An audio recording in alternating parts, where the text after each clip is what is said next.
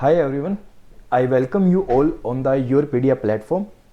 So friends, as you all know that कि recently past few years से जो environment department है उसमें बहुत सारी वैकेंसीज देखने को मिल रही हैं.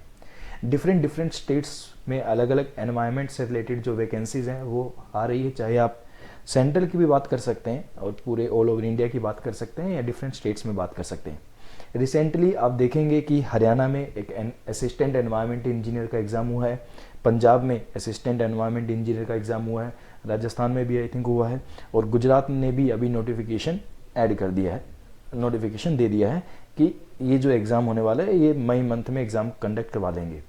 सो माय फ्रेंड्स, और जो सेंट्रल लेवल पे होते हैं, जो गेट का एग्ज़ाम होता है उसमें भी एनवायरमेंट का जो है एक तरीके से अलग सेपरेट एग्ज़ाम लिया जाता है, जिस आप सब जानते हैं XE का एक पेपर होता है. So friends, basically I want to tell that कि ये जो डोमेन है आज के टाइम को अगर ध्यान में रखा जाए, इस एरा को ध्यान में रखा जाए, तो ये जो डोमेन है ना एनवायरनमेंट वाला, इसमें बहुत सारा चेंजेस जो है एक तरीके से आने वाला है और आ रहा है चेंजेस. क्योंकि आप सब देखते हैं कि एनवायरनमेंट में पोल्यूशन बहुत ज़्यादा हो गया, तो पोल्यूशन जो है एक तरीके से बहुत ज़्यादा प्रॉब्लम है हमारे लिए, जो हमारी हेल्थ को तो अफेक्ट कर ही रही है, हमारी लाइफ को तो अफेक्ट कर ही रही है.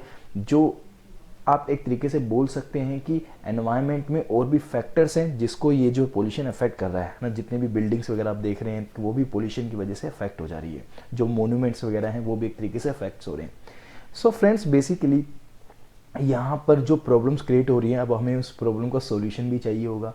सो एनवायरनमेंट डोमेन के अंदर आपको जो पोस्ट देखने को मिल रही हैं, ये एक अच्छा कैरियर, एक अच्छी अपॉर्चुनिटी आपके लिए बन सकता है अगर आप इसको थोड़ा सा एक बेहतर तरीके से प्रिपेयर करते हैं. आप एक पर्टिकुलर डेडिकेशन से एक एनवायरनमेंट के टॉपिक्स को अगर स्टडी कर लेते हैं तो काफ़ी हद तक, काफ़ी एक्सटेंट तक जो है आप एक तरीके से एक यहाँ पे कैरियर अपना बना सकते हैं, राइट. क्योंकि इसमें पेपर, अगर हम एग्ज़ाम की पैटर्न की बात करें, तो जो पंजाब के अंदर अभी एग्ज़ाम हुआ है, वही हरियाणा के अंदर जो एग्ज़ाम हुआ है, उसमें अगर हम क्वेश्चंस की बात करें तो क्वेश्चंस एज सच ऐसा नहीं है कि आपको पूरा डिटेल में जाके पूछा जा रहा है या पूरा डीपली चीज़ें आपसे पूछी जा रही है, ऐसा नहीं है. गुजरात का एग्ज़ाम, गुजरात की बात कर लेते हैं. गुजरात में 2018 आप दे सकते हैं कि मैं भी आज जो है एक तरीके से 2018 का पेपर जो टेक्निकल वाला है मैं अब वो सोल्व करने वाला हूँ. Gujarat GPCB, Gujarat pollution control board, assistant environment engineer का ये जो पेपर हुआ था 2018 में हुआ था. This is the technical paper.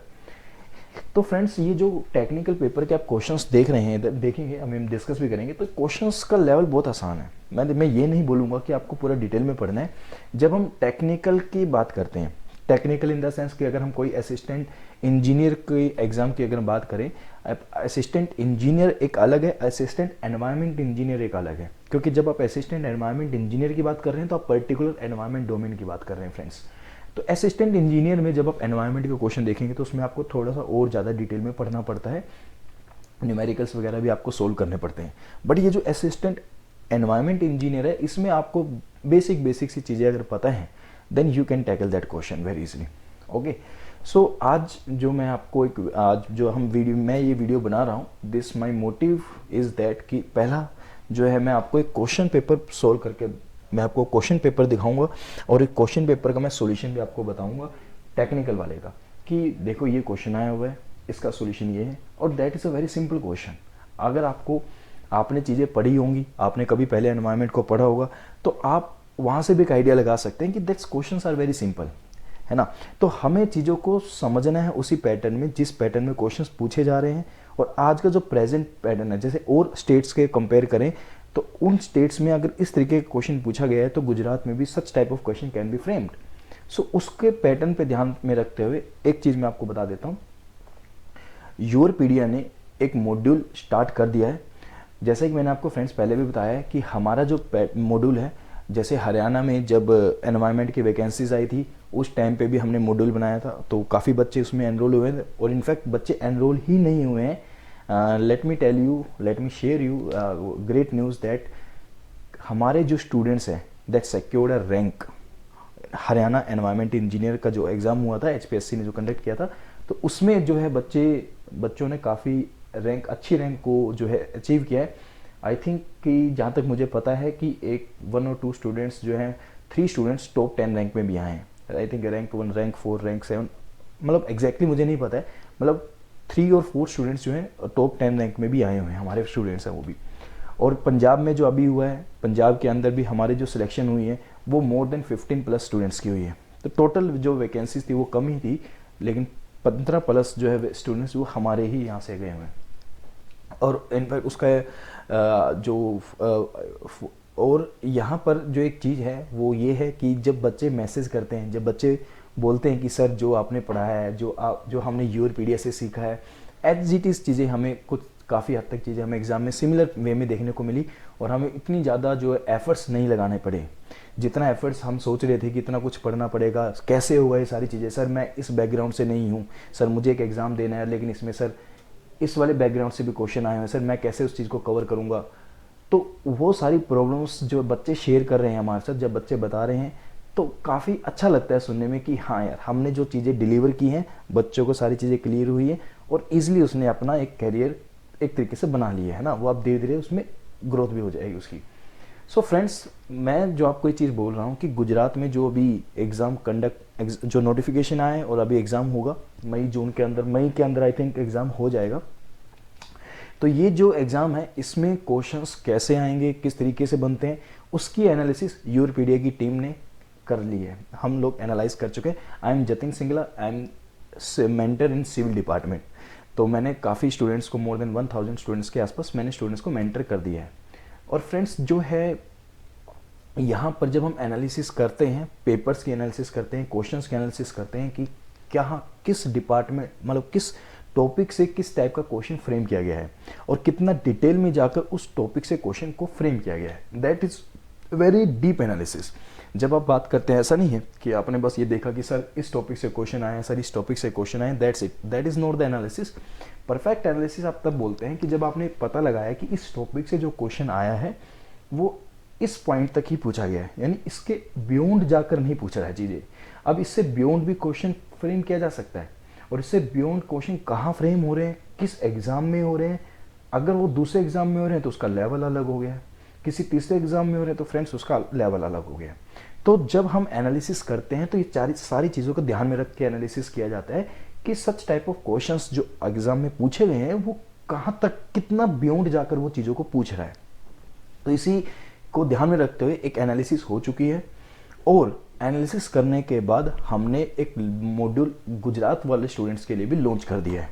And one more good news I will share with you कि फ्रेंड्स जो स्टूडेंट्स हैं स्पेशली थैंकफुल मैसेज हमको दे रहे हैं, हमको बोल रहे हैं कि सर कि आपने जो मॉड्यूल लॉन्च किया है गुजरात वाले स्टूडेंट्स के लिए, we are specially thankful for you. तो अच्छा लगता है कि वही बातें हैं। तो फ्रेंड्स मैं बस आपको यही बोलना चाहूँगा कि अगर आप हमारे इस बैच में आप एनरोल होना चाहते हैं, जो कि बैच ऑलरेडी लॉन्च हो चुका है, आप एनरोल हो सकते हैं। इसका जो लिंक है वो डिस्क्रिप्शन बॉक्स में गिवन है फ्रेंड्स। और जब आप इस लिंक पे क्लिक करेंगे तो आप एक व्हाट्सएप ग्रुप पे हमारे साथ ज्वाइन हो जाएंगे।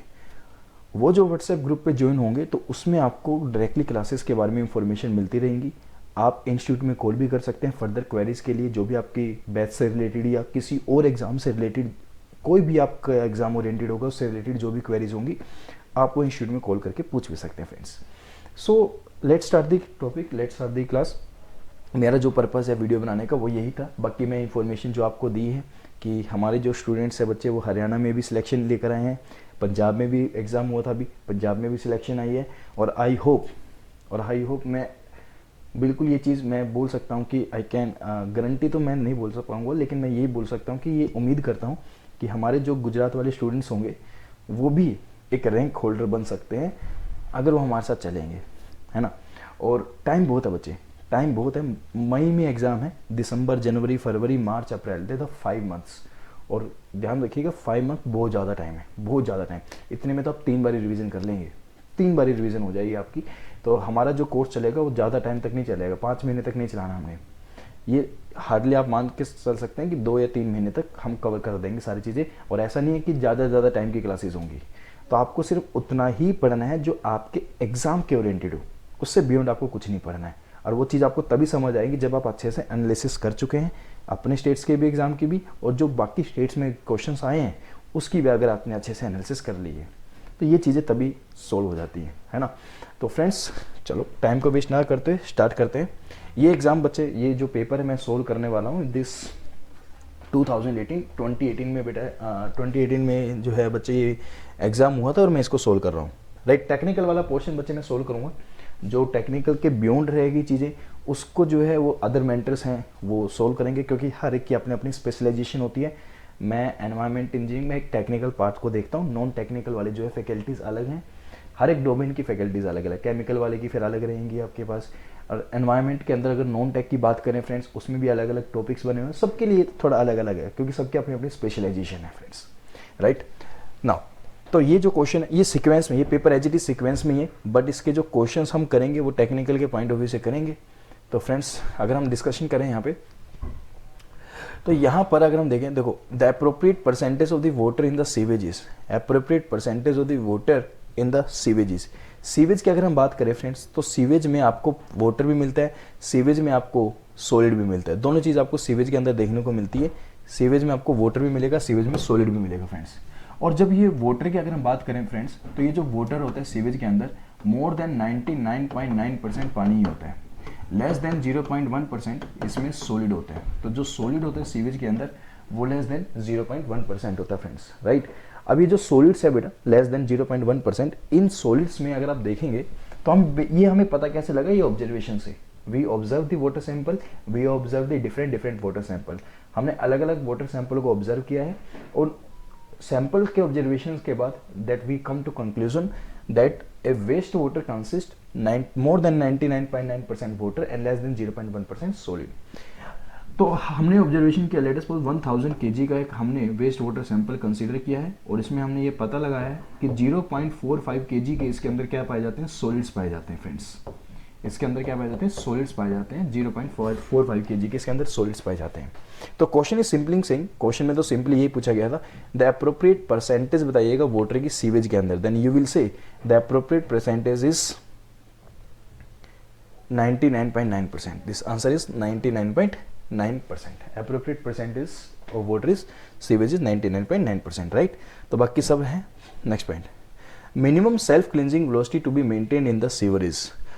फ्रेंड्स जो पाइप्स होती हैं, एक पाइप होती है जिसमें रो आपका वाटर ट्रीटमेंट प्लांट से पानी ट्रीट होकर अपने शहरों में पानी आता है, that is a water mains जिसको हम बोलते हैं, वाटर पाइप आप बोल सकते हैं। और दूसरी पाइप होती है जब शहरों से वेस्ट वाटर को कैरी करती है, वो पाइप जो वेस्ट वाटर को कैरी करती है, एक पॉइंट से दूसरे पॉइंट तक पानी को फ्लो करवाती है। कौन सी पाइप, वो पाइप जो वेस्ट वाटर को फ्लो करवा रही है। तो वेस्ट वाटर की बात हो रही है, तो अगर इन पाइप्स में वेस्ट वाटर फ्लो करता है तो इसको हम बोलते हैं सीवर। क्या बोलेंगे, सीवर। अब इन सीवर में वेस्ट वाटर फ्लो कर रहा है और वेस्ट वाटर में सॉलिड्स हैं फ्रेंड्स, और ये जो सॉलिड्स हैं तो सॉलिड्स क्या हो जाते हैं, डिपोजिट हो जाते हैं। तो अगर सॉलिड्स डिपोजिट हो जाएंगे तो होगा क्या, सीवर आपके चोक हो जाएंगे, पानी फ्लो नहीं कर पाएगा। हम चाहते हैं कि पानी फ्लो हो, तो इसके लिए हमें सीवर्स की डिपोजिशन होने नहीं देनी है। फिर हम करते गए इसमें एक सफिशिएंट वेलोसिटी को मेंटेन करवा के रखते हैं कि अगर सीवर में एक सफिशिएंट वेलोसिटी से पानी फ्लो कर जाए ताकि जो सॉलिड डिपॉजिट हुए हैं वो भी पानी के साथ फ्लो करके चले जाए और कोई सॉलिड डिपॉजिट ही ना हो। तो अगर वेलोसिटी ज़्यादा रखोगे तो कोई सॉलिड डिपॉजिट ही नहीं होगा, और साथ में जो सॉलिड डिपॉजिट हो गए हैं वो भी अपने साथ, वो भी पानी भी उन सॉलिड्स को अपने साथ लेकर चला जाएगा।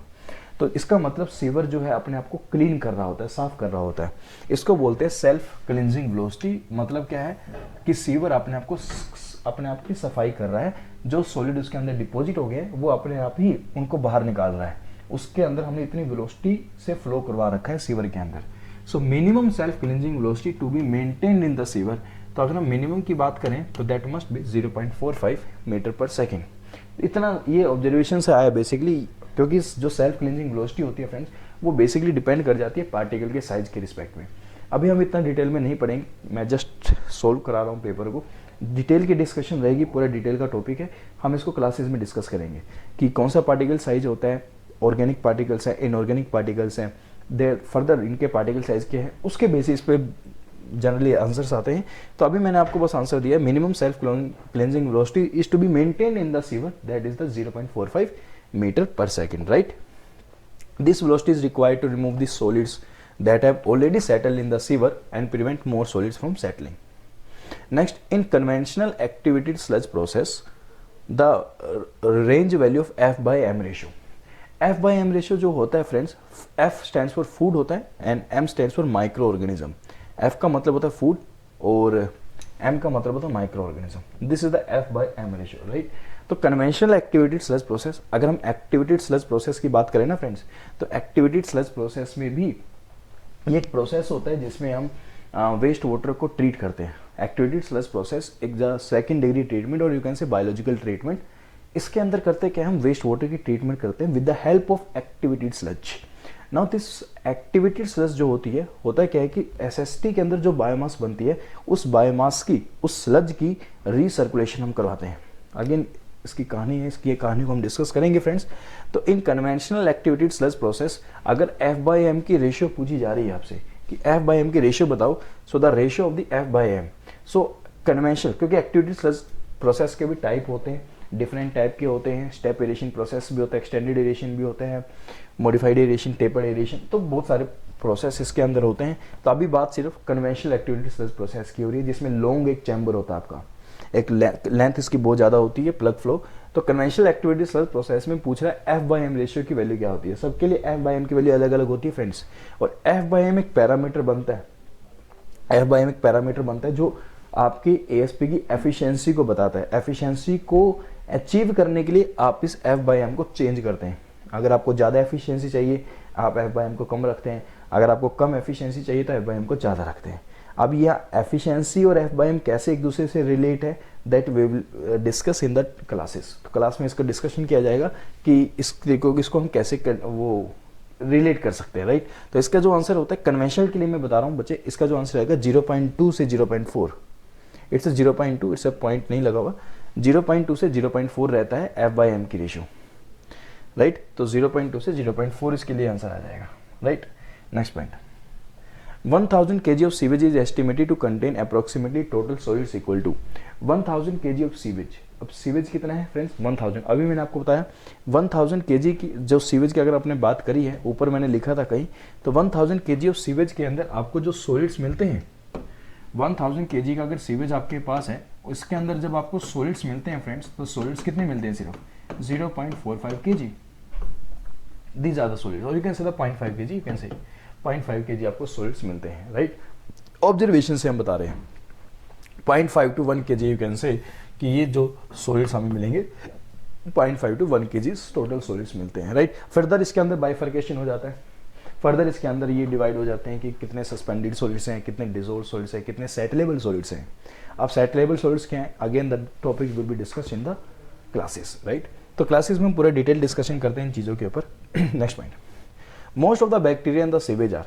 नाउ जब हम डिस्कशन करते हैं तो बैक्टीरिया की अगर हम बात करें, सीवेज के अंदर मोस्टली बैक्टीरिया क्या होता है, ऑल्दो वी नो दैट कि सीवेज के अंदर डिसॉल्व ऑक्सीजन ऑलरेडी बहुत कम होती है। सीवेज के अंदर डिसॉल्व ऑक्सीजन जो है अप्रोक्सीमेटली 0 के इक्वल होती है, और दैट मीन्स सीवेज में जो ऑर्गेनिक मैटर है उसका डिकम्पोजिशन कॉन्टिन्यूसली चल रहा है, और कॉन्टिन्यूसली जो डिकम्पोजिशन चल रहा है कौन कर रहा है, micro organism in the absence of the oxygen.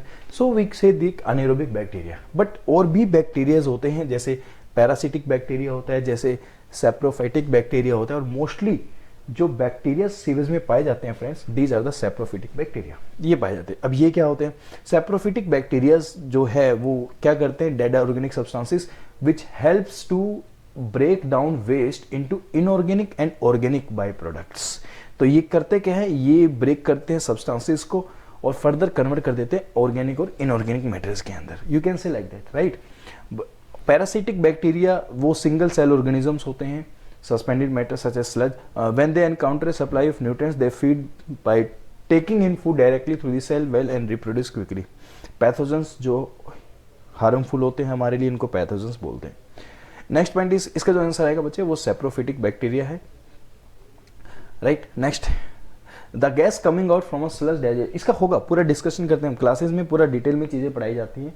तो यहाँ पर भी हम डिटेल में पूरी चीज़ें, हर एक चीज़ का डिस्कशन होता है, हर एक चीज़ का डिस्कशन है डिटेल में, और ये वन लाइनर क्वेश्चन है सारे के सारे।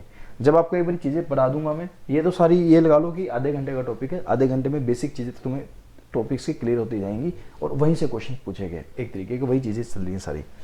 The gas coming out from a sludge digestion tank, everyone knows कि जब हम बात करते हैं कि कोई बायोलॉजिकल एक्टिविटी फ्रेंड्स अगर हो रही है तो बायोलॉजिकल एक्टिविटी में होता है क्या है कि माइक्रो ऑर्गेनिज्म ऑर्गेनिक मैटर को डिकम्पोज करता है in the presence of oxygen. और कौन सा ऑर्गेनिक मैटर है? Biodegradable organic matter. अब ये माइक्रो ऑर्गेनिज्म डिजोल्व ऑक्सीजन का यूज करता है, बायोडिग्रेडेबल ऑर्गेनिक मैटर को अगर यूज कर रहा है देन वी से this is the aerobic decomposition. अगर ये micro organism molecular bonded oxygen का यूज करता है देन वी से it's anaerobic decomposition. So micro organism oxygen की प्रेजेंस में बायोडिग्रेडेबल ऑर्गेनिक मैटर को डिकम्पोज करता है और इसमें से कार्बन को कंज्यूम करता है, क्योंकि कार्बन जो होता है इसका सोर्स ऑफ एनर्जी होता है।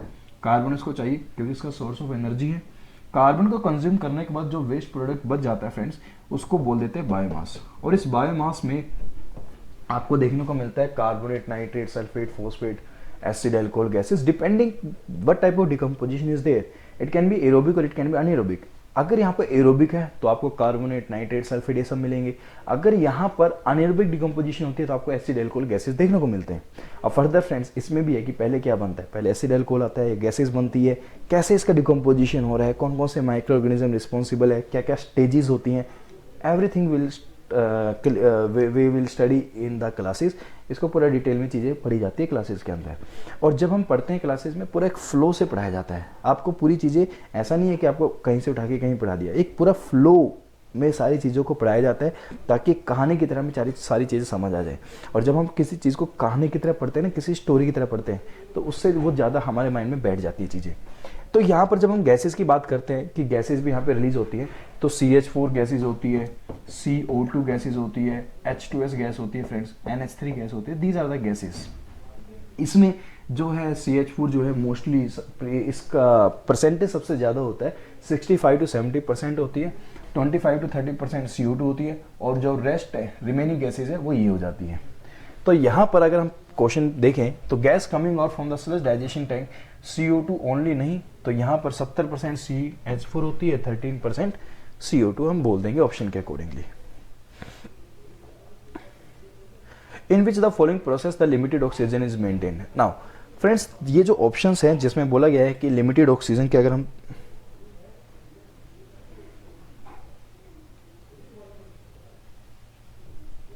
लिमिटेड ऑक्सीजन की अगर हम बात करें यहाँ पे, तो फ्रेंड्स देखिएगा एक सॉलिड वेस्ट की जब हम बात करते हैं डिस्पोजल की, तो सॉलिड वेस्ट के डिस्पोजल के बहुत सारे मेथड्स होते हैं, जिसमें आप बात करते हैं लैंडफिल की, जिसमें आप बात करते हैं कंपोस्टिंग की, आप बात कर सकते हैं इंसिनरेशन की, थर्मल पायरोलिसिस की, तो बहुत सारे मेथड्स हैं यहाँ पे। तो जब हम बात करते हैं इंसिनरेशन की या पायरोलिसिस की, इसमें सॉलिड वेस्ट को जस्ट बर्न किया जाता है। और एक दोनों में डिफरेंस होता है कि इंसिनरेशन में हम ऑक्सीजन की प्रेजेंस में सॉलिड वेस्ट को बर्न करते हैं, और पायरोलिसिस में हम सॉलिड वेस्ट को इन द एब्सेंस ऑफ ऑक्सीजन और लिमिटेड सप्लाई ऑफ ऑक्सीजन में बर्न करते हैं।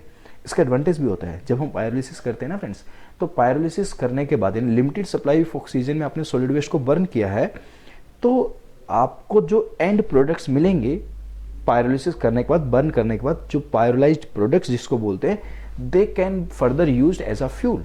तो हम उसको फर्दर यूज कर सकते हैं एज अ फ्यूल। तो फ्रेंड्स जो पायरोलिसिस आप कर रहे हैं, जैसे क्वेश्चन बोल रहे हैं, सिंपली अभी तो क्वेश्चन ने बस इतना सी बात करी है, in which the following process limited oxygen is maintain and that is the pyrolysis. Pyrolysis में लिमिटेड ऑक्सीजन को मेंटेन किया जाता है, दैट क्वेश्चन यहाँ पे रुक गए। बट इसके और भी पॉइंट्स होते हैं फ्रेंड्स, इससे और इसका एडवांटेज क्या है, इसका डिसएडवांटेज क्या है, क्यों हम किस सिचुएशन में ये चीज़ें अडॉप्ट की जाती है। तो ये सारी चीज़ें हैं जो हमें पता होनी चाहिए, और ये सारी चीज़ें जब हमें पता होंगी ना, तो हमें अपने आप ही कॉन्फिडेंस आ जाता है कि हम दूसरे स्टूडेंट से अलग हैं। अगर मुझे एक टॉपिक मिला और मुझे टॉपिक मिला कि भाई what is this composting, what is the vermi composting, everyone knows what is composting, what is vermi composting, but rarely some students knowing that what is the disadvantage of vermicomposting. Maybe everyone can tell what are the advantages of vermicomposting, but rarely some students were knowing that what are the disadvantages of this vermicomposting. और friends ये सारी चीज़ें ही है जो हमें दूसरों से अलग करती है, और हमें ये चीज़ें ही पढ़नी है जो एग्ज़ाम में आ रही हैं, है ना। तो इस देखेंगे वो सारी चीज़ें हम बताएंगे आपको, क्लासेस में सारी चीज़ें हम बताते हैं, तो आपको सारी चीज़ें धीरे धीरे समझ आएगी। तो फ्रेंड्स इसका जो आंसर आएगा पायरोलिसिस आएगा, जिसमें हम ऑक्सीजन की एब्सेंस में काम करते हैं। Next, which of the following is a biological method. Again solid waste की डिस्पोजल की अगर हम बात करें फ्रेंड्स, तो कंपोस्टिंग जो होता है एक तरीके का बायोलॉजिकल मेथड होता है। कंपोस्टिंग जो होता है एक तरीके का बायोलॉजिकल मेथड होता है। कंपोस्टिंग एक तरीके का बायोलॉजिकल मेथड होता है। In landfill, shredding, pulverization, these are not the biological method. Shredding, pulverization, basically यहाँ पर हम सॉलिड वेस्ट को ना छोटे छोटे छोटे छोटे छोटे पार्ट्स में डिवाइड करते हैं। एक सॉलिड वेस्ट है, उसको ब्रेक कर देते हैं छोटे छोटे पार्ट्स में, है ना। तो ब्रेक करना को ही पल्वराइजेशन या श्रेडिंग। बेसिकली डिपेंड करता है कि आप छोटा कैसे कर रहे हो, कटिंग एक्शन पे काम कर रहे हो, कटिंग एक्शन पे काम कर रहे हो, या आप काम कर रहे हो ग्राइंड कर रहे हो, कैसे छोटा कर रहे हो, तो उनके बेसिस के ऊपर ये नाम दिए गए श्रेडिंग और पल्वराइजेशन, राइट। नेक्स्ट जो पॉइंट है हमारे पास, नेक्स्ट जो question this, 75 gram of CO2 and 40 gram of CH4 are produced from the decomposition of the solid waste with formula weight of 150 gram. What is the average per capita greenhouse gas production in city of 2 million people with a MSW production rate of 760 ton per day? 760 ton per day, right। अब देखो question है simple है, बहुत simple question है, common sense question can say, बस थोड़ा सा एक इसमें कॉन्सेप्ट लगेगा, वो कॉन्सेप्ट पता होना चाहिए, बाकी सब कॉमन सेंस है, कॉन्सेप्ट पता होना चाहिए क्या है। देखो 75 gram of CO2 and 40 gram of CH4 produce from the decomposition of solid waste. Solid waste की जब डिकम्पोजिशन होती है फ्रेंड्स, तो हमें पता है CO2 भी रिलीज होता है, CH4 भी रिलीज होता है। 75 ग्राम CO2 रिलीज हो रहा है, 40 ग्राम CH4 रिलीज हो रहा है विद फॉर्मूला वेट ऑफ 150 ग्राम। तो जो सॉलिड वेस्ट है उसका फॉर्मूला वेट 150 ग्राम है, जब इसकी डिकम्पोजिशन हुई तो ये रिलीज हुआ। What is the average per capita green house gas production?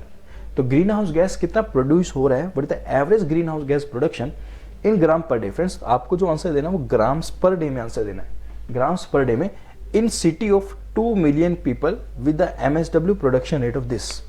City जिसमें 2 मिलियन है यहाँ पे, तो जिसमें 2 मिलियन लोग रहते हैं, 20 लाख आप बोल सकते हैं लोग रहते हैं, पीपल रहते हैं, with the MSW production rate of 760 ton per day. और उसका प्रोडक्शन रेट कितना है, 760 टन है। एक दिन में 760 टन MSW प्रोड्यूस हो रहा है। तो फ्रेंड्स इन दैट केस जब आप बताएंगे तो CO2 and CH4 are the green house gases, both are the green house gases we know. Green house की प्रोडक्शन, कई बार क्वेश्चन में एक और गैस दे देगा और that gas is not the green house gas. तो ये चीज़ें आपको पता होनी चाहिए कि कौन कौन सी ग्रीन हाउस गैसेज होती है। ग्रीन हाउस गैसेज वो गैसेज जो हीट को ट्रैप करती है, उनको बोलते हैं ग्रीन हाउस गैसेज। तो CO2 जो है हीट ट्रैप करती है, CH4 भी, these are the green house gases. Production of the MSW per capita, municipal solid waste जो सिटी प्रोड्यूस कर रही है एक दिन में, पर कैपिटा की अगर टर्म में बताएंगे तो 380 ग्राम, 380 ग्राम पर कैपिटा की टर्म में अगर हम बताएंगे तो 380 ग्राम पर कैपिटा इतना म्युनिसिपल सॉलिड वेस्ट प्रोड्यूस हो रहा है। और 150 ग्राम जो म्युनिसिपल सॉलिड वेस्ट है उसके अंदर टोटल ग्रीन हाउस गैस कितनी है, 115 ग्राम। CO2 एंड CH4 75 प्लस 40, तो टोटल जो 150 ग्राम म्युनिसिपल सॉलिड वेस्ट प्रोड्यूस हो रहा है उसमें 115 ग्राम की ग्रीन हाउस गैसेज है। और पर कैपिटा 380 ग्राम प्रोड्यूस हो रहा है, तो 380 ग्राम म्युनिसिपल सॉलिड वेस्ट प्रोड्यूस कितना करेगा, 291.3। तो यहाँ पे बोला गया what is the average per capita, क्योंकि पूछा गया कि पर कैपिटा की टर्म में आपको ग्रीन हाउस गैस की प्रोडक्शन बतानी है। सो द पर कैपिटा की टर्म में ग्रीन हाउस गैस की प्रोडक्शन बताई है हमने, तो कितना आंसर है, 291.3। Now next question is this, authorisation for the operating a facility for the collection, reception and treatment, storage, transport and disposal of the BMW in the form. BMW friends is the biomedical waste, और यहाँ पर जो है अलग अलग forms होती हैं, अलग अलग फॉर्म्स। एक जब आप इसका रूल देखेंगे बायोमेडिकल वेस्ट के लिए, कैसे आप इसको हैंडल करेंगे, कैसे आप इसकी ट्रांसपोर्टेशन करोगे, तो इसका एक पूरी बुक हमारे पास, एक रूल हमारे पास है, इसमें अलग अलग फॉर्म्स में बताए गए हैं। तो ऑथराइजेशन जिस फॉर्म में ये लिखी गई है वो फॉर्म है फॉर्म 4, जिसमें बताया गया है कि आपको कलेक्शन करना है, reception, treatment, storage, transport and disposal जो करना है वो कौन से फॉर्म में बताया गया है, फॉर्म 4 में। अलग अलग फॉर्म्स में अलग अलग पॉइंट्स लिखे गए हैं, तो ये सारी चीज़ें फॉर्म 4 में बताई गई हैं। Hazardous waste can be incinerated, that's a point. Hazardous waste को आप इंसिनरेट करेंगे, हजार्डस खतरनाक है, जो डेंजरस है हमारे लिए, hazardous waste can be incinerated in, किस में इंसिनरेट किया जा सकता है, cement industry. You can, hazardous waste को आप इंसिनरेट कर सकते हैं सीमेंट इंडस्ट्रीज के अंदर। What is the process flow in the integrated solid waste management system? ISWM एक सिस्टम बनाया गया है, जिसका जो है इसमें बताया गया है कि आप किस तरीके से काम करेंगे। इंटीग्रेटेड सॉलिड वेस्ट मैनेजमेंट जो है एक अप्रोच है basically to manage the solid waste sustainably. आप सॉलिड वेस्ट को मैनेज करेंगे सस्टेनेबली, सस्टेनेबल डेवलपमेंट का आपको थॉट लेके चलना है। तो सस्टेनेबली आप सॉलिड वेस्ट को मैनेज करेंगे तो उसके लिए एक ISWM एक अप्रोच है, बनाई गई है। अब अगर यहाँ पे बोला गया कि प्रोसेस फ्लो क्या होता है इसके अंदर, देन यू विल से कि जनरेशन कहाँ से सॉलिड वेस्ट जनरेट हो रहा है, सोर्स को सेपरेट किया जाता है।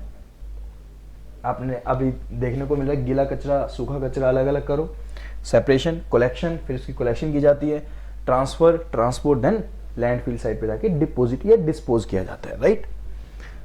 नेक्स्ट जो है फ्रेंड्स हमारे पास जो क्वेश्चन है नेक्स्ट, देन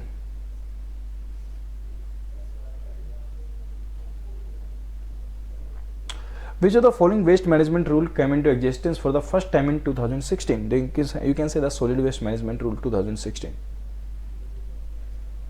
And नेक्स्ट जो है बच्चे हमारे पास जो क्वेश्चन है, process of decomposition of biodegradable solid waste by earthworms. As I told you earlier कि यहाँ पर जो है हमारे पास क्या होते हैं, as I told you question is saying the process of decomposition of biodegradable solid waste by earthworms. Vermicomposting इसको बोलते हैं, वर्मी कंपोस्टिंग एक बायोलॉजिकल मेथड होता है। यहीं पर अगर आप कुछ ऐसे स्पेशल वॉर्म्स का यूज कर लेते हैं, like earthworm, reticular worm, you can say earth red विगलर है आपके पास, तो इन वॉर्म्स का अगर आप यूज करते हैं to carry out the decomposition of the organic matter, so basically ये जो वॉर्म्स होते हैं ये हेल्प कर रहे हैं basically in the biological process. इस प्रोसेस को वर्मी कंपोस्टिंग बोला जाता है। तो यानी गिवन टाइम में ज़्यादा डिकम्पोजिशन निकल कर आएगा, तो यहाँ पर इसको बोलते हैं vermicomposting, right. It's not a simple composting, because यहाँ पर सिंपल बोला गया है कि आप अर्थ वॉर्म्स की हेल्प से कंपोस्टिंग करवा रहे हैं, so that's why we are saying it's a vermicomposting, right. Next, which method reduce the volume of the waste but could release the toxic air emission into the atmosphere? Again, it's a incineration. Incineration में होता क्या है कि waste का volume तो reduce हो जाता है। आपने वेस्ट को बर्न कर दिया है, वेस्ट को बर्न करने के बाद आपको मिला क्या, एनर्जी। जो हीट रिलीज हुई है उसमें से आपको एनर्जी, हीट का आप यूज करते हैं, हीट को बेसिकली आप यूज करते हैं। और भी इसकी एप्लीकेशंस होती हैं, आप हाइड्रो पावर में इसका यूज कर सकते हैं। तो हीट जो आपको मिल रही है पायरोलिसिस में जो एंड प्रोडक्ट्स मिलते हैं वो उसको भी आप यूज़ करते हैं। जब फ्यूल चारकोल मिलता है आपको, CH4 मिलती है, उसको एज अ फ्यूल यूज़ करते हैं आप, है ना। तो यहाँ पर जब आप इसको यूज़ तो करते हैं, इसका एडवांटेज तो है, बट इसका डिसएडवांटेज ये है कि एयर की क्वालिटी ख़राब हो जाती है, क्योंकि यहाँ पर कुछ ऐसे टॉक्सिक एयर जो है एक तरीके से रिलीज हो जाते हैं। इंसिनरेशन।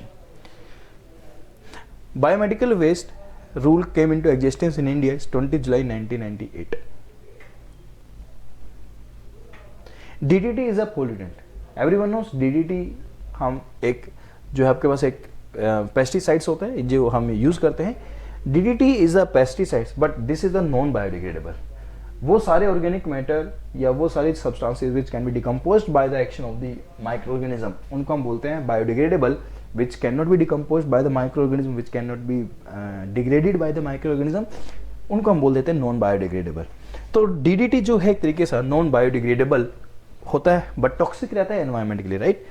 टॉक्सिक पेस्ट के लिए भी है, टॉक्सिक हमारे लिए भी रहता है। तो इसका जो आंसर आएगा वो नॉन बायोडिग्रेडेबल आएगा friends. Soil pollution. Soil pollution is caused by the number of the factors. Soil pollution की अगर हम बात करें किसकी वजह से होता है, the soil pollution is caused by the number of the factors. अभी 3 ही फैक्टर्स लिखे हैं फ्रेंड्स, और भी फैक्टर्स होते हैं जिसकी वजह से सॉइल पोल्यूशन होता है। लाइक एग्रीकल्चर की अगर हम बात करें तो अगर आप एक्सेसिव यूज कर रहे हैं DDT वगैरह का, पेस्टिसाइड्स वगैरह का, तो सॉइल पोल्यूशन होगा। एनीथिंग, मतलब आप सॉइल की क्वालिटी को खराब कर रहे हैं, अगर सॉइल की क्वालिटी खराब हो गई है सॉइल पोल्यूशन आ गया, that simple point. Soil pollution का मतलब क्या है कि आपकी सॉइल की क्वालिटी खराब हो गई है। क्यों हुई क्वालिटी खराब? हो सकता है कि आपने पेस्टिसाइड्स ज़्यादा यूज़ कर लिए हो, केमिकल्स ज़्यादा यूज़ कर लिए हैं, फर्टिलाइजर्स केमिकल्स जब आपने ज़्यादा यूज़ कर लिए हैं, इन दैट केस सोइल की जो पहले वाली क्वालिटी नहीं रहेगी। Soil pollution. इंडस्ट्रियल एक्टिविटीज़ की वजह से आपने कुछ ऐसे इंडस्ट्रियल वेस्ट को सोइल में जाकर डंप कर दिया, तो वहाँ के जो पोल्यूटेंट्स हैं, न्यूट्रिएंट्स हैं जो एग्जिस्ट कर रहे थे सोइल के अंदर, दैट अफेक्ट एसिड रेन की वजह से। Acid rain is major problem, है ना। तो एसिड रेन की वजह से भी सोइल पोल्यूशन होता है फ्रेंड्स। तो acid rain will be the answer. Ozone, PAN, these are the secondary air pollutants. ये सेकेंडरी एयर पोल्यूटेंट है, but how aerosols also the pollutants, but aerosols we say the primary air pollutants. Acid rain is also, जो acid rain होती है ये भी basically pollutants से ही होती है, जो एयर पोल्यूटेंट्स होते हैं जिसमें हम सल्फर डाइऑक्साइड और नाइट्रोजन के ऑक्साइड्स की बात करते हैं। जब HNO3 बनता है बेसिकली, सेकेंडरी एयर पोल्यूटेंट्स बनता है बेसिकली, तो एसिड रेन बनती है। H2SO4 जब बनता है बेसिकली, तो पानी के साथ मिलते हैं और नीचे जाते हैं तो एसिड रेन बनती है, और एसिड रेन का इम्पैक्ट होता है हमारे ऊपर तो होगा ही, लिविंग बींग्स के ऊपर तो होता है, ये मोन्यूमेंट्स वगैरह बिल्डिंग्स वगैरह पे भी इसका इफेक्ट आता है, उसके ऊपर भी इसका इफेक्ट जाता है। Combustion of the waste in the oxygen deficient atmosphere, again oxygen deficient atmosphere में अगर आप कंबशन करेंगे तो उसको क्या बोलेंगे, pyrolysis. Which of the following is the secondary air pollutant, secondary होता क्या है कि पोल्यूटेंट्स दो टाइप के होते हैं, एक प्राइमरी होता है, एक सेकेंडरी होता है। प्राइमरी एयर पोल्यूटेंट्स बोलते हैं जब डायरेक्टली या कोई भी पोल्यूटेंट जो किसी सोर्स से एमिट हो रहा हो, और that source is identifiable source, identifiable means that source can be identified, जैसे वोल्केनिज्म हुआ तो we know that volcanism is source, और यहां से जो पोल्यूटेंट्स जा रहे हैं that are the primary air pollutants. गाड़ियों से रिलीज हो रहा है pollution, primary air pollutants. Anything which जो भी सोर्स जो आइडेंटिफिएबल सोर्सेज है उन सबको हम बोल देते हैं आइडेंटिफिएबल सोर्सेज से जो भी पोल्यूटेंट्स रिलीज होते हैं उनको हम बोलते हैं प्राइमरी एयर पोल्यूटेंट्स, राइट। अभी प्राइमरी एयर पोल्यूटेंट्स क्या होते हैं, ये एयर के अंदर आपस में रिएक्ट करते हैं in the presence of water, in the presence of sunlight. So any reaction which takes place in the presence of sunlight then we see the photo reaction, like photosynthesis sunlight की presence में होती है। photochemical reactions होती हैं जब ये primary air pollutants आपस में react करते हैं पानी के साथ और secondary air pollutants को बना देते हैं। So again there is a chemical reaction but in the presence of sunlight it is happening, so we are saying that it is a photochemical reaction. So photochemical reaction से secondary air pollutants बनते हैं friends। secondary air pollutants के example क्या हैं, pan बनता है basically, ये बनता है डायरेक्टली नहीं बनता है, ये अगेन सेकेंडरी एयर पोल्यूटेंट्स ये जब आपस में कंबाइन होते हैं तो वहाँ से पैन बनते हैं, जिसमें आपको फॉर्मेल्डिहाइड, ओजोन ये सब देखने को मिलेगा फ्रेंड्स, राइट। बाकी nitrogen dioxide, SPM, sulphur dioxide, these are the primary air pollutants. Increase in the concentration of soluble salts in the soil that is called the salination. Again पानी में salts ज़्यादा हो गए हैं, पानी को यूज नहीं कर पाएंगे, डिसोल्ट कर दो, सोल्टी वाटर है, सोइल में सोल्ट्स ज्यादा हो गए, सैलिनेशन, सोइल सैलिनाइजेशन बोलते हैं इसको।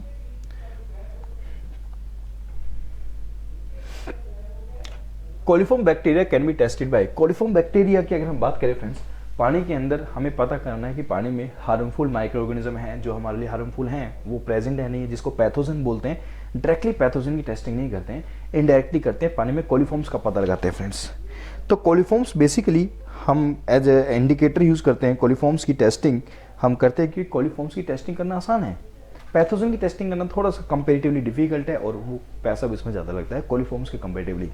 तो कोलिफॉर्म्स बेसिकली एक इंडिकेटर का काम करते हैं और कोलिफॉर्म्स टेस्ट हम पानी में परफॉर्म करते हैं to check out the presence of the pathogen, but directly नहीं करते हैं, डायरेक्टली हम बताते हैं कैलिब्रेशन टेक्निक, कैलिब्रेशन चार्ट का यूज़ करके। कोलिफॉर्म की टेस्टिंग करने के लिए अलग अलग टेस्ट हैं, मेम्ब्रेन फिल्टर टेक्निक है, एम्पियन टेस्ट है। So MPN test we use for the coliform bacteria, coliform bacteria के लिए एम्पियन टेस्ट परफॉर्म करते हैं। Concentration of the atmospheric ozone Dobson unit में हम इसको मेजर करते हैं, एटमॉस्फेरिक ओजोन जो है कितना है कॉन्सेंट्रेशन उसका डॉब्सन यूनिट में मेजर किया जाता है।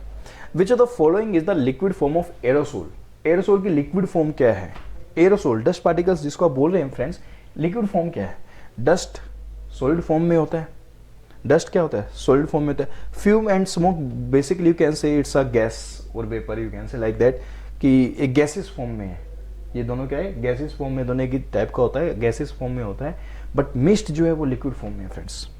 तो मिस्ट एक एरोसोल है made up of the tiny water droplets that float in the cold air due to the condensation, right, sulphuric acid mist, but fumes often refer to as a smoke, it is a gas और vapour. Point समझ आ रहे होंगे friends आपको, है ना।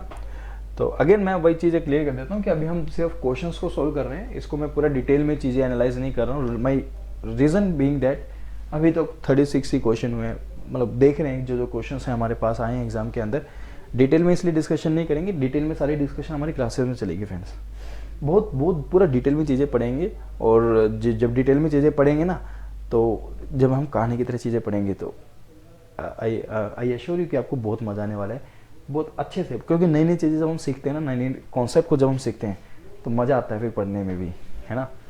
चलो, विच of the following involve in the production of carboxy haemoglobin. Friends होता है क्या है कि जब ये कार्बन मोनोऑक्साइड, आपने नाम सुना कार्बन मोनोऑक्साइड, तो ये जो कार्बन मोनोऑक्साइड होता है ना, जो कार्बन मोनोऑक्साइड होता है, इसकी रिएक्टिविटी हीमोग्लोबिन के साथ बहुत ज़्यादा होती है। हमारी बॉडी में हीमोग्लोबिन का फंक्शन क्या है, ऑक्सीजन की सप्लाई करना, तो हीमोग्लोबिन हमारी बॉडी में ऑक्सीजन की सप्लाई कर रहा है फ्रेंड्स। अब कार्बन मोनोऑक्साइड अगर आया तो कार्बन मोनोऑक्साइड ने हीमोग्लोबिन से रिएक्ट किया, कंपाउंड बना कार्बोक्सी हीमोग्लोबिन, यानी ऑक्सीजन की डेफिशिएंसी होगी। ऑक्सीजन की डेफिशिएंसी होने की वजह से इन सम केसेस अगर इतनी ज़्यादा ऑक्सीजन की डेफिशिएंसी हो जाती है तो सम केसेस डेथ भी हो जाती है सडनली इंसान की। तो कार्बोक्सी हीमोग्लोबिन जो बनता है बेसिकली वो कार्बन मोनोऑक्साइड जब हीमोग्लोबिन के साथ रिएक्ट कर जाता है तो कार्बोक्सी हीमोग्लोबिन बनता है। तो ये एक प्रॉब्लम क्रिएट करता है बच्चे हमारे कार्बोक्सी हीमोग्लोबिन। तो answer is the carbon monoxide. Inversion occurs when the left side it is. Inversion की अगर हम बात करें, आपने नाम सुना होगा इन्वर्जन का। होता क्या है कि अब अगर हम हाइट, अगर हम ऊपर जा रहे हैं, एल्टीट्यूड इंक्रीज कर रहा है सरफेस के ऊपर, अर्थ के सरफेस से ऊपर जा रहे हैं, और जैसे जैसे हम ऊपर जाते जाएंगे एयर का टेम्परेचर डिक्रीज करता है। जैसे जैसे हम ऊपर जा रहे हैं फ्रेंड्स, एयर का टेम्परेचर डिक्रीज करता है। So this decrease of temperature with increase in height, ये जो रेट है इसको बोलते हैं left side rate. But in some cases ये भी देखने को मिला कि ऊपर जाते जाते एयर का टेम्परेचर इंक्रीज कर जाता है, और ये जनरली विंटर्स में देखने को मिलता है। और विंटर्स में भी ये कंडीशन जो है, ये नाइट, विंटर्स की जो नाइट्स होती हैं उसमें ये कंडीशन प्रीडोमिनेट रोल प्ले करती है कि जैसे जैसे हम ऊपर जा रहे हैं एयर का टेम्परेचर इंक्रीज करता है। हाउएवर जनरली एयर का टेम्परेचर ऊपर जाते जाते डिक्रीज करता है। What is the reason, we will see in the class. But ऊपर जाते जाते अगर एयर का टेम्परेचर इंक्रीज कर रहा है, ये कंडीशन हमें विंटर्स में देखने को मिलती है। इसको बोलते हैं नेगेटिव लेफ्ट रेट, क्योंकि आपने जब बोला कि जब एयर ऊपर जा रहे हैं तो एयर का टेम्परेचर डिक्रीज कर रहा है, इसको आपने लेफ्ट रेट बोला है। तो आप ऊपर जा रहे हैं और एयर का टेम्परेचर भी इंक्रीज कर रहा है, then you have to report it negative left rate. Because आपने बोला कि ऊपर जाते हुए अगर एयर का टेम्परेचर डिक्रीज किया, it's a left rate just. तो ऊपर जाते हुए एयर का टेम्परेचर भी ऊपर कर गया, इंक्रीज कर गया है, तो just it is opposite of this. जब अपोजिट है तो आप इसको रिपोर्ट कर देंगे नेगेटिव लेफ्ट रेट फ्रेंड्स। तो ये नेगेटिव लेफ्ट रेट होता है, इन्वर्जन बोलते हैं। और इन्वर्जन में प्लूम्स देखने को मिलते हैं अलग अलग, that will discuss. Odorous air pollutant की अगर हम बात करें, ओडरस स्मेल होती है जिसकी, मरकैप्टन्स। मरकैप्टन्स आप बोल सकते हैं लाइक एलपीजी, घरों में सिलेंडर्स होते हैं, सबने पता बच्चे, एलपीजी एक ओडरलेस होती है, कोई स्मेल नहीं होती एलपीजी की। अरे सर क्या बात कर रहे हो सर, सिलेंडर में जब लीकेज होती है तो हमें तो स्मेल आती है सर। जब सिलेंडर, घरों के सिलेंडर जब लीक करते हैं sir, we can smell that. आप बोलें कि सर एलपीजी की स्मेल नहीं होती है, तो बात हजम नहीं हुई। तो बच्चे बात मान लीजिएगा, एलपीजी की कोई स्मेल नहीं होती है, उसके अंदर अगर कोई लीकेज हो और हमें पता करनी हो कि लीकेज हुई है नहीं हुई है, हम उसके अंदर ही डाल देते हैं मरकैप्टन, और वो स्मेल आपको इसकी होती मिलती है मरकैप्टन की। वो स्मेल आपको मरकैप्टन की मिलती है फ्रेंड्स, राइट। तो हमें उसकी स्मेल आती है, मरकैप्टन की स्मेल आती है। तो mercaptans are used as an additive to odourless gases. जो गैसेस ओडरलेस है उसमें मरकैप्टन आपने डाल दिया है, ताकि जब वो लीकेज करेगी ओडरलेस गैस तो आपको उसकी तो स्मेल आएगी नहीं, क्योंकि वो ओडरलेस है, तो आपको मरकैप्टन की स्मेल आती है। तो आपको पता लग जाएगा कि डिटेक्शन का, लीकेज का डिटेक्शन हो रहा है, लीकेज का डिटेक्शन आप आइडेंटिफाई कर सकते हैं। Next, ambient air quality monitoring station should be located not at the ground level. Ground level पर तो होना ही नहीं चाहिए, it must be 3 to 10 metre as per the guidelines. Monitoring station should be located 3 to 10 metre above the ground to avoid being biased by a single source such as a vehicle exhaust। पता लगा कि एक single source की वजह से ही आपको answers मिल रहे हैं, एयर की क्वालिटी आप बता रहे हैं, तो आप तो एक बायस हो गए एक सिंगल सोर्स से, एक सिंगल व्हीकल से आप आंसर दे रहे हैं कि पोल्यूशन की क्वालिटी कैसे है। नहीं, it must be located sufficiently high above from the ground कि नंबर ऑफ सोर्सेज से आप एयर की क्वालिटी बता सकें। Temporary hearing loss is known as the temporary hearing loss को we say TTS, that's a temporary threshold shift. इसको बोलते हैं टेम्परेरी हियरिंग लॉस, इसको बोला जाता है। TTS is a temporary shift in the auditory that you can read from this. The amount of the air pressure fluctuation created by the source of the sound. Air pressure के अंदर fluctuation आ रहा है, the amount of the air pressure fluctuation created by the source of the sound, created by the source of the sound. एक sound source है हमारे पास और उसमें air pressure का फ्लक्चुएशंस आ रहा है, कभी ज्यादा कभी कम, कभी ज्यादा कभी कम, कभी ज्यादा कभी कम। This is the sound pressure, इसको हम क्या बोलते हैं, sound pressure. Secchi disc measure, this Secchi disc को क्या मेजर करता है, this the turbidity. Again what is the turbidity that we will discuss. तो सैचिडिस्क जो मेजर करता है फ्रेंड्स, वो टर्बिडिटी मेजर करता है, याद रखिएगा इस पॉइंट को। सैचिडिस्क क्या होता है ना। और अच्छा एक बात मैं आपको क्लियर कर देता हूँ बच्चे, ये जो टर्म्स हम पढ़ते हैं ना, कुछ चीजें ऐसी होती है कि जब हमें बिना इमेजेस की चीजें क्लियर नहीं होती। या हमें उसकी विजुअलाइजेशन नहीं होती है ना। कुछ आपको बोल दूँ कि भाई बीम है, भाई स्लैब है, कॉलम है, यू कैन विजुअलाइज दैट, क्योंकि आपने बचपन से कभी ना कभी चीज़ें देखी होंगी।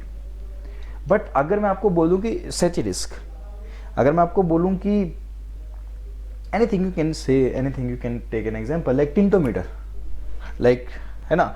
तो अभी आप टिंटोमीटर से काम कर रहे हैं, आप डाइल्यूशन कर रहे हैं, बीओडी निकाल रहे हैं, तो जब तक आप पीपेट की बात करो, ब्यूरेट की बात करो, है ना, चलो ये आपने नाम सुना होगा, लेकिन किस तरीके से चीज़ें चल रही हैं, तो जब हम क्या करते हैं क्लास, फिर उसकी इमेजेस वगैरह भी दिखानी होती है। तो ऑनलाइन क्लासेस का ये एडवांटेज निकल कर आता है कि जब हम टॉपिक्स पढ़ाते हैं तो साथ में उनको इमेजेस दिखा देते हैं। इमेजेस दिखाने की वजह से आपको चीज़ें अच्छे से हमारे माइंड में फिट हो जाती है कि अच्छा ये चीज़ इस तरीके से होती हैं और इसके कॉरस्पॉन्डिंग ये चीज़ें ऐसे चल रही हैं। I hope you are getting my points कि इमेजेस का रोल भी इंपॉर्टेंट होता है। तो आपको जैसे सेची डिस्क है, आपको समझ नहीं आएगा, बट जब मैं आपको कॉन्सेप्ट पढ़ा दूंगा टर्बिडिटी का, then I will show you the सेची डिस्क, आप अच्छे से अंडरस्टैंड कर सकते हैं उस टॉपिक को, अच्छे से आप चीज़ें समझ सकते हैं। फिर the quantity of water which the order becomes detective, you can say the threshold order number. Basically पानी में ऑर्डर बतानी है, पानी में ऑर्डर है या नहीं है, उस चीज़ को, पानी में टेस्ट है नहीं है, तो टेस्ट एंड ऑर्डर को मेजर करने के लिए कितना इंटेंस पानी में टेस्ट एंड ऑर्डर आता है, उस चीज़ को बताने के लिए एक पैरामीटर यूज किया जाता है बच्चे, this is the threshold order number. Again discuss करेंगे क्लास में कि क्या होता है, कैसे बताया जाता है। Which of the following compounds can be use for the dechlorination. पानी में क्लोरीन ज़्यादा मिला दी, नहीं मिलानी थी इतनी क्लोरीन, ज़्यादा गलती से डल गई है, गलती से ज़्यादा क्लोरीन डल गई है, तो इतनी नहीं मिलानी थी, रिमूव करनी पड़ेगी एक्स्ट्रा क्लोरीन को। इस प्रोसेस को बोलते हैं डीक्लोरिनेशन। तो डीक्लोरिनेशन कैसे करोगे, पानी में एक्स्ट्रा क्लोरीन मिला दी, उसको हटाओगे कैसे। So friends, for this we use the different chemicals like sodium bisulphide, sodium sulphide, sodium meta bisulphide, sodium thiosulphate, activated carbon, sulphur dioxide, ammonia, hydrogen peroxide, these are the examples, you can add that anything. तो sulphur dioxide is the example, तो dechlorination. The water meter which is installed on the individual house connections for municipal supplies is known as the displacement meter. उसको बच्चे क्या बोलते हैं, displacement. एक question और रह गया, demineralisation of the water is bring out by. Demineralisation जो होता है बच्चे, वो मेम्ब्रेन प्रोसेस से होता है। डिमिनरलाइजेशन मिनरल्स को अलग करना है आपको, मिनरल्स को अलग करना, that we say the demineralisation, right. This displacement metre. A water having the pH 9 will have the hydrogen ion constant. pH 9 है बच्चे, pH को कैसे लिखते हैं, माइनस का log base 10 H positive, so H positive will be 10 की power -9, simple as that. The evaporation losses from the surface of a reservoir can be reduced by the sprinkling of the cetyl alcohol. दो chemical होते हैं हमारे पास, एक cetyl alcohol होता है, एक sterile alcohol होता है। इन दोनों को सरफेस के ऊपर स्प्रे किया जाता है, या एक केमिकल को पानी के अंदर जब हम ऐड करते हैं तो एक फिल्म, एक लेयर बना लेते हैं सरफेस के ऊपर। पानी एटमॉस्फेयर में जा ही नहीं पाएगा क्योंकि वो लेयर बीच में आ गई है, तो इवेपोरेशन को रोक दिया हमने। तो सिटाइल अल्कोहल और स्टीराइल अल्कोहल, दो ये केमिकल्स डाले जाते हैं पानी के अंदर। और यही केमिकल क्यों डाले जाते हैं, again that will we study in the class, लेकिन मैं बता देता हूँ, आपको रिजर्वायर के इवेपोरेशन को रोकना है और आपको केमिकल वही डालने पड़ेंगे जो पानी की क्वालिटी को अफेक्ट ना करे। पता लगा आपने केमिकल डाल के इवेपोरेशन को तो रोक दिया है, पर आपने पानी की क्वालिटी को खराब कर दिया है। और जब आपने पानी की क्वालिटी को खराब कर दिया, you have to treat that water, again cost will be increase, तो कॉस्ट ज़्यादा निकल कर आएगी। फिर आपको वही बच्चे केमिकल डालने हैं पानी के अंदर जो पानी की क्वालिटी को अफेक्ट ना करे। उस केस में फ्रेंड्स हम क्या ऐड करते हैं, ये दो केमिकल्स हैं हमारे पास, सिटाइल अल्कोहल और स्टेराइल अल्कोहल। आज के टाइम पे तो हम प्लास्टिक बोल्स का यूज़ कर लेते हैं, प्लास्टिक बोल्स से पूरे एरिया को कवर कर देते हैं, नंबर ऑफ प्लास्टिक बोल्स डालते हैं, इवेपोरेशन कंट्रोल किया जा सकता है। That I will tell you in the class कि क्या होता है उसका phenomena. Suspended solids present in the water में गिव द कलर। पानी में कलर आता है, होली सबने खेली है, होली में पानी, आप पानी में जो भी कलर डालते हैं पानी का रंग ऐसा ही हो जाता है। तो पानी में जो ये कलर है, ये एक्चुअल कलर थोड़ी है, ये तो आपने डाला है कुछ, this is the apparent colour. तो पानी में जो सस्पेंडेड सॉलिड्स आपने डाल दिए, सस्पेंडेड सॉलिड्स की वजह से जो पानी का कलर आता है फ्रेंड्स, उसको बोलते हैं एपरेंट कलर। और जो पानी में डिजोल्व सॉलिड्स है, डिजोल्व फॉर्म में, उसकी वजह से जो एक्चुअल में पानी का कलर है, this is known as the true colour, उसको हम बोलते हैं true colour. Activated carbon is used in the, activated carbon basically आप कार्बन को पाउडर फॉर्म में यूज कर रहे हैं, चारकोल को पाउडर फॉर्म में यूज कर रहे हैं, उसको बोलते हैं activated carbon. This compound is activated with respect to the surface area. आपके पास एक पार्टिकल है जिसका साइज बड़ा है और आपने इस पार्टिकल को ग्राइंड कर दिया, छोटा कर दिया, ग्राइंड करके बिल्कुल छोटा सा पार्टिकल बना दिया है, उसका सरफेस एरिया आपने इंक्रीज कर दिया है। तो activated carbon means this compound is activated with respect to surface area, इसका सरफेस एरिया आपको ज़्यादा मिलेगा, यानी वो कंपाउंड आपके पास पाउडर फॉर्म में है।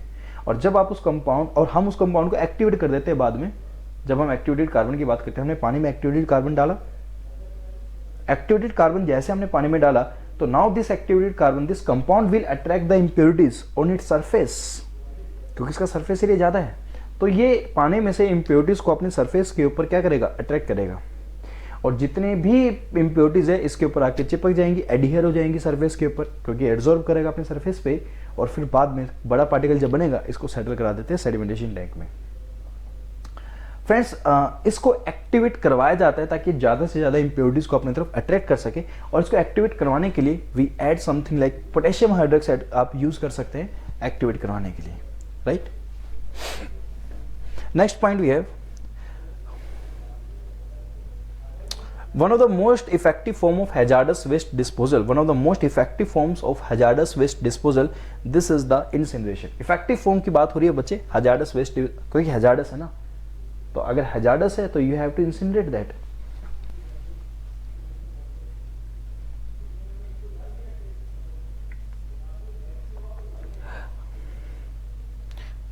नेक्स्ट फ्रेंड्स, जो हमारा क्वेश्चन रहेगा लीचेट की, अगर हम बात करें बच्चे, लीचेट क्या रहता है, लीचेट इज द, लीचेट होता क्या है, जब हम लैंडफिल की बात करते हैं ना, लैंडफिल की एक मेथड होता है, मैं बताऊंगा आपको क्लासेस में, लैंडफिल एक मेथड होता है हमारे पास। लैंडफिल जो एक मेथड है हमारे पास, इसमें होता क्या है, हम सॉलिड वेस्ट को जब डिस्पोज करते हैं, अलग अलग सेल्स में डिस्पोज करते हैं, लिफ्ट बनती है। लिफ्ट किसको बोलते हैं, जब हम एक के ऊपर एक कॉन्टिन्यूसली सॉलिड वेस्ट को डिपोजिट करते जाते हैं, हाइट तैयार हो जाती है, लिफ्ट बोल देते हैं उसको। तो जब हमारे पास ये सॉलिड वेस्ट को डिस्पोज किया जाता है तो लिफ्ट जब बना देते हैं, उसके अंदर अलग अलग सब्सटेंसेस होते हैं, है ना, जैसे नॉन बायोडिग्रेडेबल, एसिड, एल्कोहल, ये सारी चीज़ें होती हैं इसके अंदर। अब ये आपस में रिएक्ट करते हैं in the presence of water, पानी आएगा, पानी के साथ ये रिएक्ट करेंगे, एक लिक्विड बनेगा, उसको लीचेट बोला गया है, और ये बहुत ज़्यादा पॉइजनस लिक्विड होता है, और ये जो है नीचे जाएगा, ग्राउंड वाटर को पोल्यूट कर सकता है, ग्राउंड वाटर की एसिडिटी इंक्रीज कर जाएगा, पॉइजनस कैंसर कोजिंग लिक्विड होता है बेसिकली, तो बहुत खतरनाक चीज़ होती है। तो this is the liquid that results when garbage substances in landfill dissolve in the water. इसको प्रिवेंट करने के लिए ना फ्रेंड्स, हमें पता है कि प्रॉब्लम्स आती है, इसको प्रिवेंट करने के लिए ना बहुत प्रोविजंस किए जाते हैं, इसको कैप सिस्टम बोलते हैं, वो कैप सिस्टम लगाया जाता है ताकि लीचेट ना बने, पानी को ही रोकना, बस जो बारिश की वजह से पानी आएगा उसको रोकना है, कि लैंडफिल साइड पे पानी आ गया बारिश की वजह से, उसको रोकने के लिए क्या क्या प्रोविजन है, that will study in the class, कि कैसे इसको रोका जा सकता है। Which of the following is the category one of the biomedical waste. Again biomedical waste की अलग अलग कैटेगरीज है। कैटेगरी 1 में जो है वो ह्यूमन एनाटॉमिकल वेस्ट के बारे में बताया गया है। तो फ्रेंड्स ये कैटेगरीज है, आप इसको पढ़ लीजिएगा, category number 2, category number 3। Otherwise classes में सारी चीज़ें कवर होंगी, आपकी सारी चीज़ें डिटेल में पढ़ाई जाएंगी आपको। तो ये सारी कैटेगरीज हैं।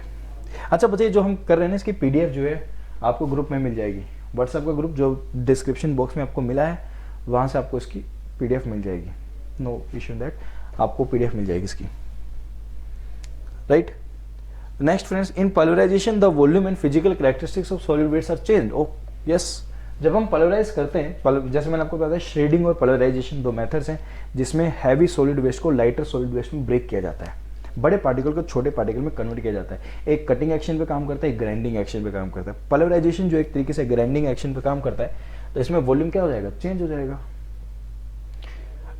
इग्निटेबिलिटी, corrosivity, reactivity and toxicity are the characteristics of which waste.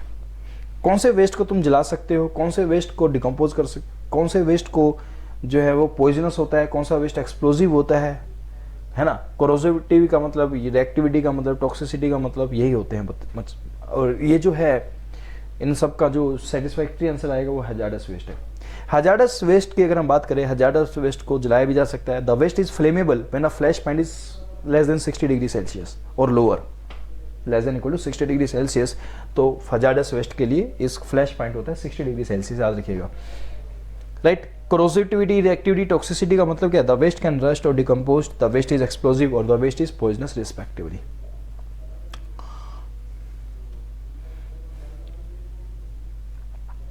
Next जो फ्रेंड्स इसमें जो है हमारे काम के जो क्वेश्चंस है वो जो है वो देख लेते हैं, जो टेक्निकल से रिलेटेड कोई क्वेश्चंस होंगे, क्योंकि इसमें नॉन टेक्निकल वाले भी हैं। सारे क्वेश्चंस आपको पीडीएफ मिल जाएंगी, कुछ के सॉल्यूशंस बने हुए, कुछ के सॉल्यूशन नहीं बने हुए, लेकिन आपको जो मिलेगी पीडीएफ, अभी के लिए तो मैं ये दे दूंगा पीडीएफ आपको, क्योंकि जब क्लासेस में होंगे तो सारे क्वेश्चंस आपके रिपीट होंगे, सारे क्वेश्चंस, तो ये सारी चीज़ें क्लियर करवाई जाएंगी आपको, तो आपको सारी चीज़ें डिटेल में वहीं मिल जाएंगी, उसका इश्यू नहीं है सच।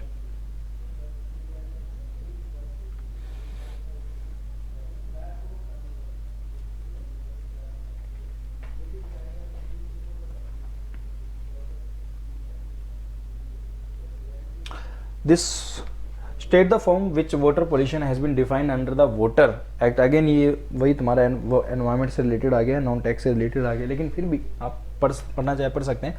वाटर पोल्यूशन एक्ट बना था, जो ये वाटर पोल्यूशन एक्ट है किस चीज़ को ध्यान में रख रहा था, इसने क्या डिफाइन किया वाटर पोल्यूशन को, कि पानी के अंदर कोई भी कंटेमिनेट्स नहीं होना चाहिए, या उसकी फिजिकल केमिकल बायोलॉजिकल प्रॉपर्टीज़ क्या रहनी चाहिए for drinking purpose, you can say, as 1974 में एक्ट पास किया गया था।